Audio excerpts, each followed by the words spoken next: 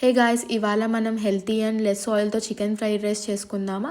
So 500 grams of boneless పీసెస్ని తీసుకొని 1 spoon of chilli powder, తర్వాత 1 spoon of garam masala, half spoon of jeera powder, కొంచెం like 1.5 spoon of biryani masala, తర్వాత 1 spoon of salt వేసుకోండి.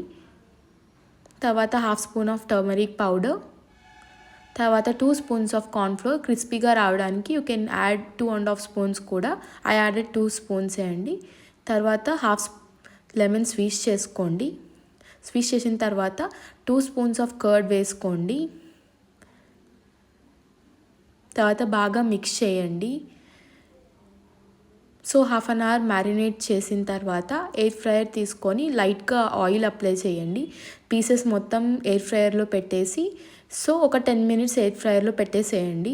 అవి చాలా క్రిస్పీగా రావాలి. సో అంతలోపల స్క్రాంబుల్డ్ ఎగ్స్ చేసుకుందాం. సో లిటిల్గా ఆయిల్ అప్లై చేసి ఎగ్స్ మొత్తం స్క్రాంబుల్ చేసేసి పక్కన పెట్టుకోండి.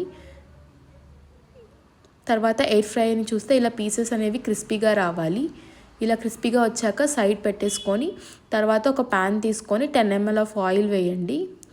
తర్వాత కొంచెం గార్లిక్ వేసుకోండి. గార్లిక్ వచ్చేసి బ్రౌన్ కలర్లో రావాలి. తర్వాత ఆనియన్స్ కొన్ని వేసుకోండి.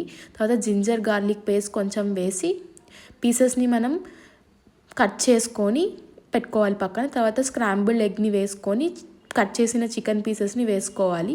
తర్వాత అందులో 1 స్పూన్ ఆఫ్ చిల్లీ పౌడర్ వేసుకోండి. తర్వాత 1 స్పూన్ ఆఫ్ ధనియా పౌడర్, కొంచెం పెప్పర్, బ్లాక్ పెప్పర్ వేసుకొని మిక్స్ చేయండి బాగా.